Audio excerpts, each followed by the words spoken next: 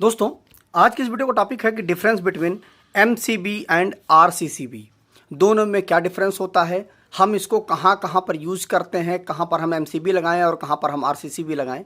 घरों में या इंडस्ट्री में यदि आप वर्क करने जा रहे हैं वहाँ पर भी इन दोनों चीज़ों का अक्सर उपयोग किया जाता है। इंटरव्यू में भी आपसे क्वेश्चन पूछा जा सकता है, तो आप कैसे जवाब देंगे, पूरी वीडियो को ध्यानपूर्वक देखेंगे तो आपका कॉन्सेप्ट अच्छे से क्लियर हो जाएगा। देखिए, सबसे पहले हम एमसीबी के विषय में बात करते हैं। देखिए, एमसीबी जो होता है इसका फुल फॉर्म होता है हमारा मिनिएचर सर्किट ब्रेकर। मतलब यह जो एमसीबी है हमारी, जैसे ये हमारी एक एमसीबी है, यह क्या करती है कि इसका केवल और केवल ओवरलोड और शॉर्ट सर्किट पर ही यह सुरक्षा प्रदान करती है। केवल और केवल ओवरलोड और शॉर्ट सर्किट पर ही सेफ्टी देगी, इसके अलावा और किसी चीज़ पर यह सेफ्टी नहीं देगी।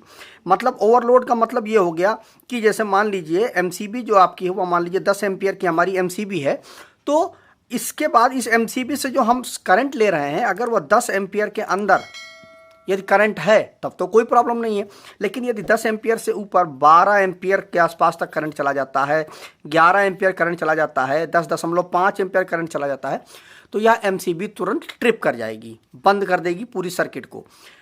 अब क्योंकि देखिए यहाँ पर हर एमसीबी के ऊपर लिखा होता है, जैसे इस पर देखिए 20 एम्पियर लिखा हुआ, मतलब ये 20 एम्पियर से जैसे ऊपर इसका करंट जाएगा तुरंत यह एमसीबी ट्रिप कर जाएगी, सर्किट को बंद कर देगी।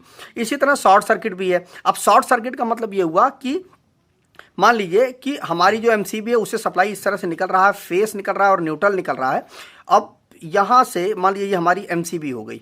अब यहाँ से मान लीजिए ये हमारा बल्ब लगा हुआ है, इसको हमने फेस दिया और ये न्यूट्रल दे दिया, ठीक, ये हमारा बल्ब जल गया। लेकिन किसी कारण से ये फेस का जो तार है वो आउटपुट से यहाँ से टूट करके इस वाले तार से टच कर गया, तो क्या हुआ, शॉर्ट सर्किट हो गई, फेस और न्यूट्रल टच कर गया।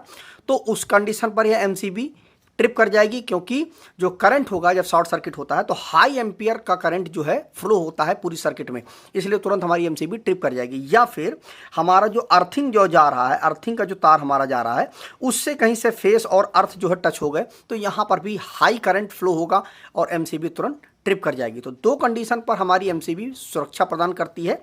एक होती है ओवरलोड, ओवरलोड आप समझ गए कि उसकी जो रेटिंग है उससे ज़्यादा जब करंट फ्लो होगा उसमें से, तो एमसीबी ट्रिप कर जाएगी। सर्किट हेल्दी हो और करंट ऊपर हो जाए तो वहाँ पर जैसे मान लीजिए हमारी कोई मोटर है, वह 10 एम्पियर का करंट लेती है हमारी मोटर स्मूथली।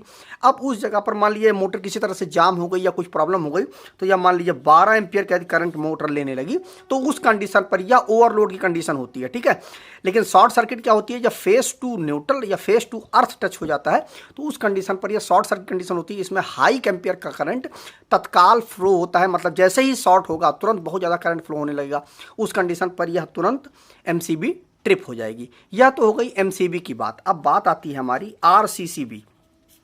अब इसका फुल फॉर्म क्या होता है, इसका फुल फॉर्म होता है रेसिडुअल करंट सर्किट ब्रेकर। यह हमारी आरसीसीबी है। अब इसमें क्या होता है, इसमें कई सुविधाएं हमें मिल जाती हैं एमसीबी के अलावा। इसमें क्या है कि यह जो है, जैसे मान लीजिए यदि आपके घर में आरसीसीबी लगा हुआ है, ठीक है, अब पूरी सर्किट में मेन में आपके आरसीसीबी लगा हुआ है और वहाँ पर क्या हुआ कि कोई घर में आपका सॉकेट है, उस सॉकेट में कोई बच्चा आपके घर का खेलता हुआ जा करके, उसके उंगलियां जो होती हैं वो पतली होती हैं, अगर वो जा करके बच्चे ने उसको टच कर दिया, उसके अंदर उंगली डाल दिया और हमारा जो स्विच है वो ऑन की कंडीशन पर है, तो क्या होगा, यदि आपके घर में केवल एमसीबी लगी हुई है तो उस कंडीशन पर क्या होगा, यह तो दो ही प्रोटेक्शन हमें प्रदान करती है। इसमें क्या होगा कि ओवरलोड यदि होता है तो ट्रिप होगी, या शॉर्ट सर्किट होता है तो ट्रिप होगी। अब बच्चे ने तो शॉर्ट सर्किट तो किया नहीं, अब यहाँ पर क्या होगा कि आपके बच्चे को करंट लग जाएगा, या जो भी व्यक्ति है, या मान लीजिए कोई काम कर रहा है घर में किसी प्रकार से, और अगर वह कहीं से भी फेस को टच कर लेता है और वो ज़मीन पे खड़ा है, यदि वो बच्चा या कोई व्यक्ति है वो ज़मीन पे खड़ा है और उसने जैसे ही टच किया तुरंत उसको शॉक लग जाएगा। लेकिन यदि आपके घर में आरसीसीबी लगा हुआ है तो क्या होगा, यह जो है यह करंट बैलेंस पर काम करता है। करंट बैलेंस का मतलब ये हो गया कि देखिए, जैसे कि मान लीजिए ये हमारा फेस न्यूट्रल ये हमारा जा रहा है, ये हमारी आरसीसीबी से निकला, ठीक है, और ये हमारा बल्ब लगा हुआ है, अब ये हुआ हमारा, ठीक है। अब ये हमारा पूरी सर्किट हेल्दी चल रही है, कोई प्रॉब्लम नहीं है। अब मान लीजिए कि कोई बच्चा है, मान लीजिए ये हमारा अर्थ है, ठीक है, अर्थ पर कोई बच्चा खड़ा हुआ है और यदि कहीं से वो गलती से वह इस तार को टच कर लेता है, कोई बच्चा आया और इस तार को टच कर लेता, मतलब यहाँ पर उंगली डाल दिया उसने, तो क्या हुआ कि यहाँ से मान लीजिए, देखिए इसमें क्या होता है, फेस है और ये न्यूट्रल है हमारा। अब यहाँ पर क्या होता है कि जैसे कि 10 एम्पियर का मान लीजिए करंट फ्लो हो रहा है इस बल्ब के लिए, तो ये बल्ब हमारा जल रहा है 10 एम्पियर करंट, तो ये इस तरह से करंट जाएगा हमारा और इस बल्ब के माध्यम से रिटर्न होकर के जब तक न्यूट्रल पे आ जाता है, यही हमारी पूरी सर्किट होती है कि मतलब जो करंट हमारा यहाँ से फ्लो हुआ वापस न्यूट्रल पे आ गया। अब क्या होता है कि यदि किसी कारण से बच्चे ने इस तार को छू दिया या यहाँ पर छू दिया, न्यूट्रल वाले वायर पर या फेस वाले वायर पर, कहीं पर भी उसने छू दिया, अब यहाँ पर क्या होगा, प्रॉब्लम ये होगी कि जैसे ही जहाँ से 10 एम्पीयर करंट जा रहा था, अब जैसे ही छुएगा तो यहाँ पर क्या होगा कि तुरंत ये कुछ ना कुछ करंट तो उसकी बॉडी से होकर के फ्लो होगा ही होगा। तो जैसे ही बॉडी से फ्लो होगा करंट, तो यहाँ पर जितना वापस रिटर्न में जितना करंट आना चाहिए, 10 एम्पीयर का पूरा करंट आना चाहिए, लेकिन पूरा का पूरा करंट तो आएगा नहीं। तो उस कंडीशन पर ये हो जाएगा कि हमारी जो RCCB है वह ट्रिप हो जाएगी। अब होता क्या है, देखिए इसमें जैसा कि लिखा हुआ, देखिए 100 मिली एम्पियर, यह जो हमारी RCCB होती है वह 30 मिली एम्पियर में आती है, 100 मिली एम्पियर में आती है, 200 मिली एम्पियर में आती है, इस तरह से हमारी RCCB आती है।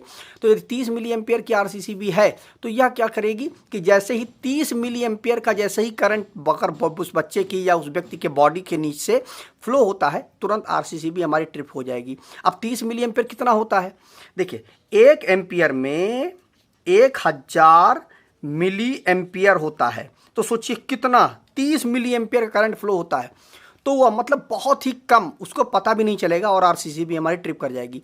यदि 100 मिली एम्पियर का यदि आपने ले रखा है, जैसे कि ये हमारी जो RCCB है 100 मिली एम्पियर की है, अब 100 मिली एम्पियर का करंट जैसे ही लीकेज होगा, जैसे ही फ्लो होगा, मतलब कुल मिला करके 10 एम्पियर जा रहा था, पूरा का पूरा 10 एम्पियर आ रहा है, तब तो कोई प्रॉब्लम नहीं है।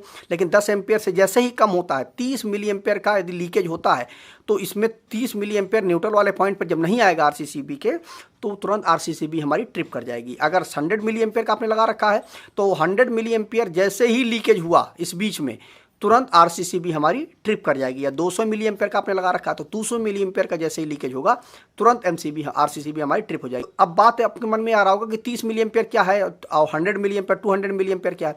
देखिए 30 मिली एम्पियर की जो RCCB होगी वह बहुत ही ज़्यादा सेंसिटिव होगी, वह जरा सी भी लीकेज होगी तुरंत वो ट्रिप कर जाएगी। इसलिए नॉर्मली घरों में 100 मिली एम्पियर का लोग लगाते हैं कि यह थोड़ा सा हमें टॉलरेंस दे देती है, सर्किट को तो पूरा तरह से हेल्दी रखेगी, लेकिन थोड़ा सा 100 मिली एम्पियर मतलब ये हुआ कि जल्दी जल्दी वो ट्रिप नहीं करेगी, थोड़ी सी भी लीकेज होगी तो वो एडजस्ट कर लेगी।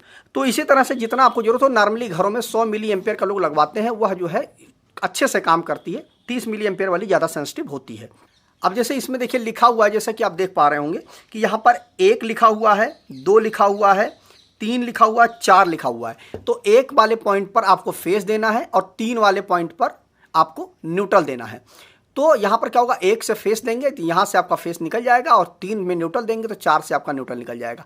तो यह आपकी पूरी सर्किट, और बाकी ये चीज़ें ले जा करके आप जिस भी उपकरण को सप्लाई देनी है वहाँ पर जा करके आप सप्लाई दे सकते हैं। RCCB जो होती है हमारी, वह 3 प्रकार की हमारी RCCB आती है। पहली होती है हमारी AC टाइप हमारी RCCB होती है, और दूसरी होती है हमारी A टाइप RCCB, और अगली होती है हमारी B टाइप RCCB होती है। अब यह जो होती है हमारी, वह AC सप्लाई के लिए हम इस RCCB का उपयोग करते हैं।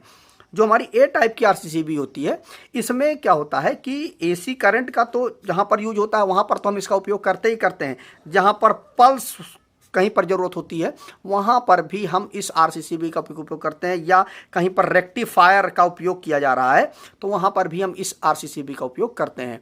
और जो हमारी B टाइप की RCCB होती है, इसमें क्या होता है कि यह AC सप्लाई पर और DC सप्लाई दोनों पर यह RCCB हमारी काम करती है।